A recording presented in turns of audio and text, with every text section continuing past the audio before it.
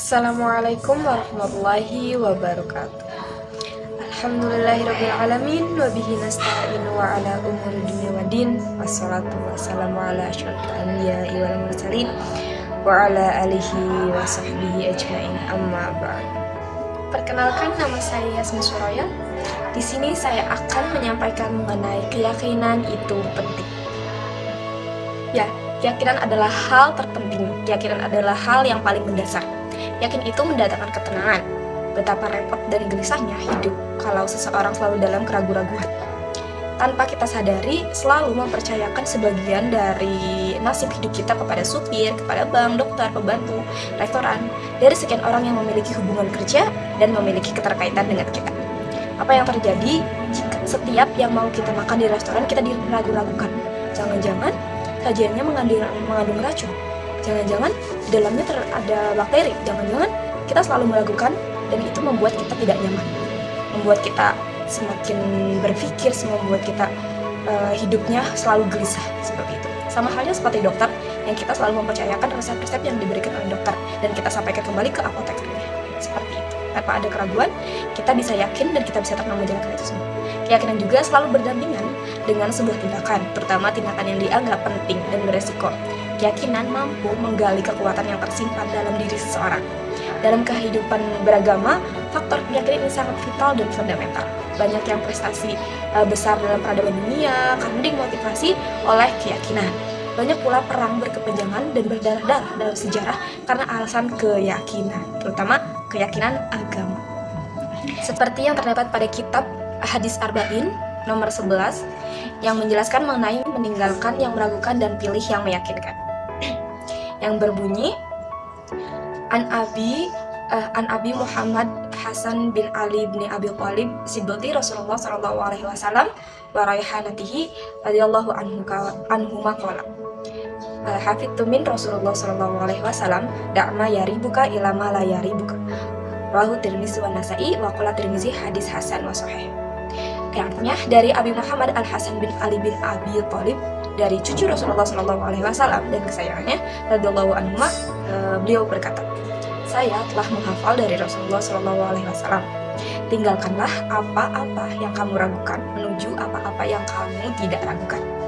Diriwayatkan Tirmizi, An-Nasa'i, dan Tirmizi juga berkata hadis hasan sahih. Dari hadis tersebut kita dapat menyimpulkan dan mengambil makna bahwa bagi seseorang muslim yang hendaknya beramal berdasarkan keyakinan, berjalan di atas keyakinan, menerima dan menolak dengan keyakinan pula. Dari dasar keyakinan adalah ilmu, adapun keraguan dan prasangka tidaklah membawa sedikit pun pada kebenaran. Seperti yang dikatakan dalam Quran surat Yunus ayat 36, "Inna dhanni la yughni min haqqi syai'an." Artinya, sesungguhnya prasangkaan itu tidaklah sedikit pun membawa pada kebenaran. Surat Yunus ayat 36. Kemudian dalam hadis ini juga memuat salah satu dasar dan kaidah yang besar dalam Islam, khususnya dalam dunia fikih. Keyakinan tidak bisa dikalahkan oleh keraguan dan kesamaran. Sebagaimana kepastian dari sebuah fakta tidak bisa dipungkiri dari asumsi dan akal manusia. Oleh karena itu, para ulama membuat sebuah kaidah usul fikih yang artinya keyakinan tidak bisa dikalahkan oleh keraguan-raguan. Dari Imam As-Suyuti Asy-Syaibah An-Nazair, kaidah nomor 12. Pada riwayat ini menunjukkan bahwa keraguan-raguan atau syak itu tidak boleh mengalahkan keyakinan. Nabi SAW membimbing umatnya agar mengikuti yang lebih meyakinkan. Kemudian tinggalkan, kesampingkan, dan jauhi yang membuat kamu bimbang, gelisah, risau, dan masih samar-samar. Beralihlah ke yang tidak melahirkan keraguan-raguan bagimu. Nah, dari sini Islam tidak menghendaki umatnya memiliki perasaan ragu dan bimbang. Jadi jangan setengah-setengah juga, jadi harus siap.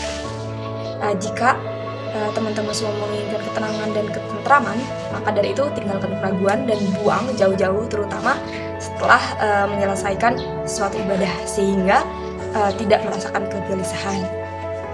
Pada hadis ini juga mengandung pelajaran agar kita diam terhadap perkara yang syubhat.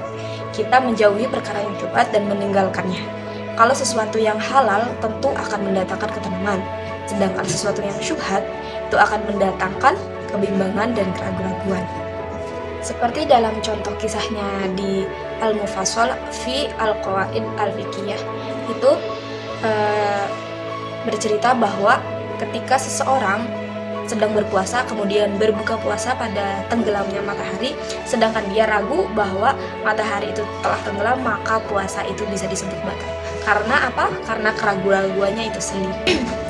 Kemudian dalam contoh yang selanjutnya, yakni ketika kita sudah berwudu untuk melaksanakan sholat zuhur dan sudah melaksanakan sholat zuhur sehingga menunggu waktu sholat asar, dan datang waktu sholat asar, kita merasa ragu dengan wudhu kita, apakah kita masih mempunyai wudhu atau sudah batal.